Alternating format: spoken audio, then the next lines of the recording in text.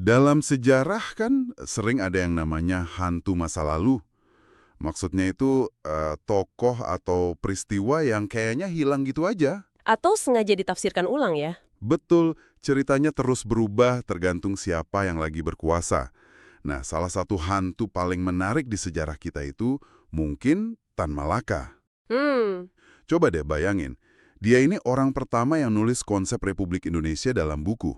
Bertahun-tahun sebelum proklamasi loh. Tapi, anehnya namanya pernah dihapus total dari buku pelajaran. dan disitulah misi pembahasan kita kali ini. Kita mau coba telusuri lagi jejak warisan para pendiri bangsa yang ternyata kompleks banget. Kita coba pahami gimana kisah mereka itu dibentuk, terus dibongkar, terus diceritakan lagi. Beda generasi, beda cerita ya. Beda generasi, beda cerita. Dan sumber yang kita punya ini kaya banget. Ada riset akademis soal buku pelajaran, artikel tentang Soekarno dan Tan Malaka, sampai data ekonomi yang ternyata jadi latar belakang semua drama ini. Jadi tujuannya bukan cuma hafal tanggal ya. Bukan, tujuan kita itu memahami kenapa narasi sejarah bisa berubah-ubah dan apa artinya itu buat kita sekarang. Oke, kalau gitu kita mulai dari pahlawan yang sempat hilang itu ya, Tan Malaka. Namanya mungkin buat sebagian orang agak samar-samar. Iya, banyak yang nggak kenal. Padahal pengaruhnya luar biasa.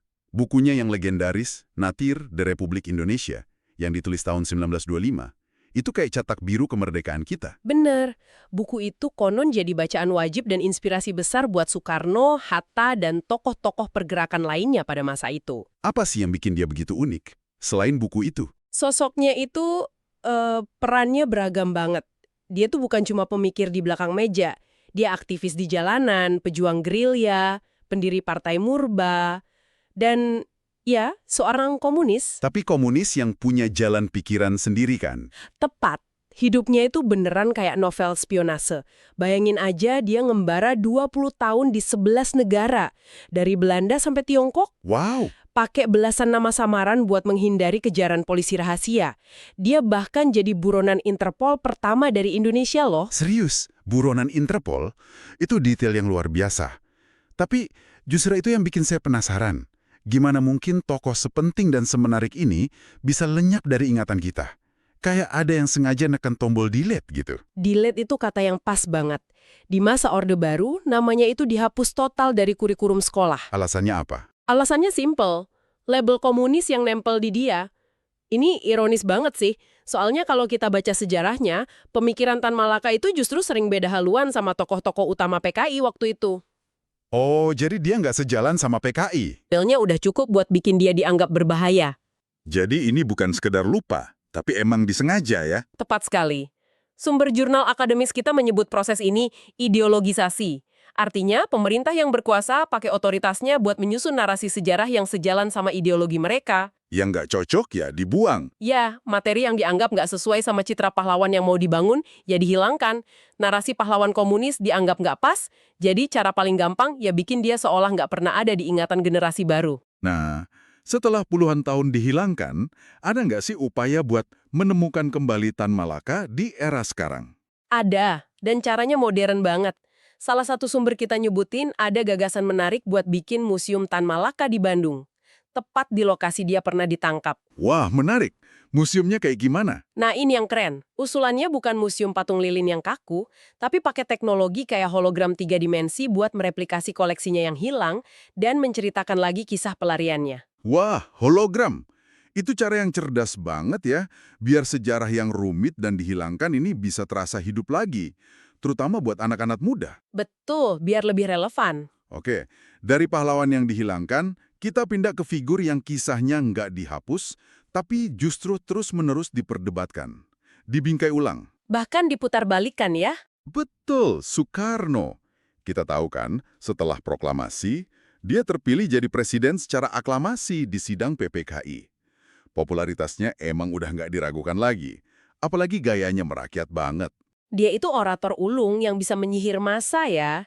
Tapi di balik citra proklamator yang agung, warisannya itu jauh lebih rumit, banyak warna abu-abunya. Coba kita sentuh isu paling sensitif deh. Rumusa. Betul, kolaborasinya dengan Jepang dan tragedi Rumusa. Ini kan sering dilihat sebagai pilihan pragmatis, kerjasama dengan penjajah demi tujuan yang lebih besar, kemerdekaan. Pragmatis, tapi juga tragis banget. Di autobiografinya kan, Soekarno sendiri ngakuin dengan kalimat yang lumayan menghantui ya, memang aku Soekarno yang mengirim mereka untuk bekerja, mengirim mereka berlayar kematian. Itu pengakuan yang berat loh. Sangat berat, tapi sumber kita ngasih konteks yang sering hilang. Awalnya konsep Romusha itu pekerja yang dibayar, semacam program pengerahan tenaga kerja. Wah, awalnya dibayar. Iya, tapi situasi berubah drastis jadi kerja paksa yang brutal. Penyebabnya hiperinflasi yang bikin upah jadi nggak ada artinya, plus kekejaman tentara Jepang di lapangan yang udah di luar kendali para pemimpin di Jakarta. Oke, jadi ini nggak menghapus tragedinya, tapi menunjukkan situasinya lebih kompleks ya. Tepat. Ini bukan pilihan hitam putih, pahlawan atau kolaborator. Ada banyak lapisan. Nah, ada satu kisah menarik nih yang ngegambarin kerumitan ini dengan sempurna. Apa tuh? Kisah penyelamatan Amir Syarifuddin. Amir yang waktu itu pimpin gerakan bawah tanah antifasis, ditangkap Kem Petai, dan divonis mati. Terus? Disinilah Soekarno dan Hatta pakai kedekatan mereka dengan petinggi Jepang. Mereka lobi habis-habisan. Alasannya, kalau tokoh sekali beramir dieksekusi, bisa memicu pemberontakan yang lebih besar. Dan berhasil. Berhasil. Hukuman Amir diubah jadi penjara seumur hidup. Sebuah langkah yang akhirnya nyelamatin nyawanya. Karena Jepang keburu kalah perang. Ini nunjukin kalau kolaborasi itu juga dipakai sebagai alat manuver ya buat melindungi kawan seperjuangan. Kompleksitas ini terus berlanjut sampai kejatuhannya setelah G3S kan? Betul sekali. Setelah G30S, posisi Soekarno makin terjepit. Dianggap terlalu melindungi PKI, pidato pertanggungjawabannya, Nawaksara, ditolak mentah-mentah oleh MPRS. Itu kan tekanan dari dalam negeri. Nah, tekanan internal ini ternyata diperparah faktor eksternal. Salah satu artikel intisari yang kita bedah menyebut adanya peran CIA yang aktif berusaha menggoyahkannya. Mereka bikin propaganda, stop bantuan ekonomi, dan diam-diam dukung lawan politiknya. Istilah desoekarnoisasi ini sering banget muncul. Apa itu murni penghapusan atau lebih ke memelintir narasinya? Lebih ke pembingkaian ulang secara sistematis. Desoekarnoisasi itu upaya mengikis pengaruh dan citra positif Soekarno. Dan dampaknya paling kelihatan di buku pelajaran Orde Baru. Oh ya, gimana contohnya? Di sana, Soekarno digambarkan secara konsisten negatif terkait G30S. Ada kalimat-kalimat eksplisit kayak, Presiden Soekarno masih bersikeras membela dan melindungi PKI. Kalimat itu kan secara efektif membangun narasi bahwa dia bersalah atau minimal terlibat. Padahal kalau kita cuma fokus ke kontroversi politiknya, kita bisa kehilangan gambaran besarnya ya. Sumber kita juga nunjukin sisi lain Soekarno yang sangat visioner. Benar sekali. Ada sumber yang melukiskan gambaran seorang pemimpin yang punya obsesi besar sama sains dan teknologi. Di tengah gejolak politik, dia mulai program nuklir untuk tujuan damai. Dengan bantuan Amerika dan Uni Soviet sekaligus kan, dua kutub yang lagi perang dingin. Iya, unik sekali. Dia juga merintis eksplorasi antariksa yang jadi cikal bakal 8. Semangat ini bahkan ular ke bawah loh. Maksudnya? Saat itu ada demam roket di kalangan mahasiswa. Mahasiswa UGM dan ITB itu lomba-lomba bikin roket. Lahirlah roket Gamma dan Ganesha. Ini bukan proyek iseng, tapi cerminan optimisme sebuah bangsa yang baru merdeka. Kayak kita pun bisa ikut dalam perlombaan antariksa global gitu ya? Persis, visinya juga kelihatan di pembangunan Stadion Gelora Bung Karno. Kecintaannya pada seni buat membangun identitas bangsa. Dia mempopulerkan tari lenso, menjadikan batik busana nasional. Gagasannya seringkali melampaui zamannya. Oke, ini menarik banget. Kita punya satu pahlawan yang dihapus, satu lagi yang ceritanya ditulis ulang. Ini bikin saya bertanya, gimana sih sebenarnya proses penulisan sejarah resmi itu bekerja? Siapa yang pegang penanya? Nah, itu pertanyaan kuncinya. Disinilah konsep ideologisasi tadi jadi relevan banget. Pemerintah yang berkuasa lewat Kementerian Pendidikannya punya pengaruh luar biasa dalam menentukan narasi mana yang boleh diajarkan. Punya contoh konkretnya? Kita lihat dua contoh perbandingan yang tajam banget dari sumber kita antara buku teks era Orde Baru dan era Reformasi. Pertama, Serangan Umum 1 Maret 1949. Oke, di buku teks versi Orde Baru, narasinya gimana? Sangat fokus pada satu orang. Kalimatnya kira-kira begini, dengan pimpinan Letkol Soeharto, dilakukan serangan umum yang berhasil dengan gemilang. Jelas banget Soeharto itu pahlawan tunggalnya. Narasi lone hero ya? Tepat. Sekarang bandingkan dengan buku teks era Reformasi. Di sana ditulis, pertahanan di Yogyakarta memang dipimpin Letkol Soeharto, Tapi disebutkan juga peran Sri Sultan Hamengkubuwono IX yang aktif bantu gerilya dari dalam keraton.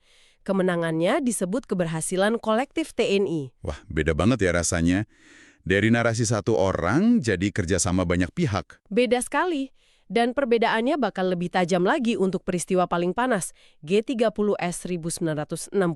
Nah, ini dia. Versi Orde Baru itu nggak ngasih ruang interpretasi sama sekali. Judul babnya aja langsung pemberontakan PKI. Dalangnya udah ditetapkan, kasus dianggap selesai. Lalu versi reformasi gimana? Di awal reformasi ada upaya berani buat membuka lagi kotak Pandora ini. Beberapa buku teks mulai pakai istilah yang lebih netral, Gerakan 30 September, tanpa embel-embel PKI. Cuma Gerakan 30 September. Iya, bahkan yang lebih revolusioner lagi, ada buku yang memunculkan pertanyaan buat siswa. Siapa dalang Gerakan 30 September 1965 sebenarnya? Ini kan pergeseran fundamental dari doktrin tunggal jadi pengakuan bahwa ada banyak versi. Tapi kalau nggak salah, narasi yang lebih terbuka ini nggak bertahan lama kan? Hantu G30S ini kayaknya susah banget diusir. Anda benar. Upaya itu menuai kontroversi besar. Buku-buku yang dianggap terlalu kiri akhirnya ditarik dari peredaran. Label PKI pun dimunculkan lagi di buku-buku yang lebih baru. Jadi balik lagi dong. Bisa dibilang begitu. Ini menunjukkan sesuatu yang penting. Bahkan di era demokrasi, ingatan kolektif yang udah ditanamkan lebih dari 30 tahun, plus kepentingan politik saat ini, masih sangat kuat dalam membentuk sejarah yang dianggap resmi. Sejarah tetap jadi arena pertarungan. Jadi setelah lihat gimana narasi pahlawan bisa dihapus dan diubah, artinya apa semua ini? Rasanya ada satu lapisan lagi yang belum kita sentuh. Tentu, dan kita nggak bisa memahami pertarungan narasi ini sepenuhnya tanpa lihat fondasi yang menopang semuanya. Kondisi ekonomi di setiap era. Oh iya juga ya, setiap narasi politik itu berdiri di atas panggung ekonomi tertentu. Tepat. Kalau kita lihat dari data BPS, gimana kondisi ekonomi zaman Soekarno misalnya? Mempengaruhi semua gejolak politik itu. Hiperinflasi, harga-harga bisa naik berkali-kali lipat. Kebijakan radikal seperti Gunting Syafruddin. Yang uangnya digunting jadi dua itu ya? Betul, itu cerminan betapa putus asanya pemerintah menghadapi tantangan ekonomi. Nah, kondisi ekonomi yang sulit ini jadi bahan bakar buat banyak gejolak politik. Lalu kita masuk ke era Soeharto Orde Baru, yang citranya beda banget, era pembangunan. Tepat. Perekonomian Orde Baru ditandai stabilitas dan pembangunan pesat, yang sebagian besar didanai oil boom tahun 70-an. Pertumbuhannya tinggi banget, sampai Indonesia dijuluki calon macan Asia. Nah, hubungannya di mana?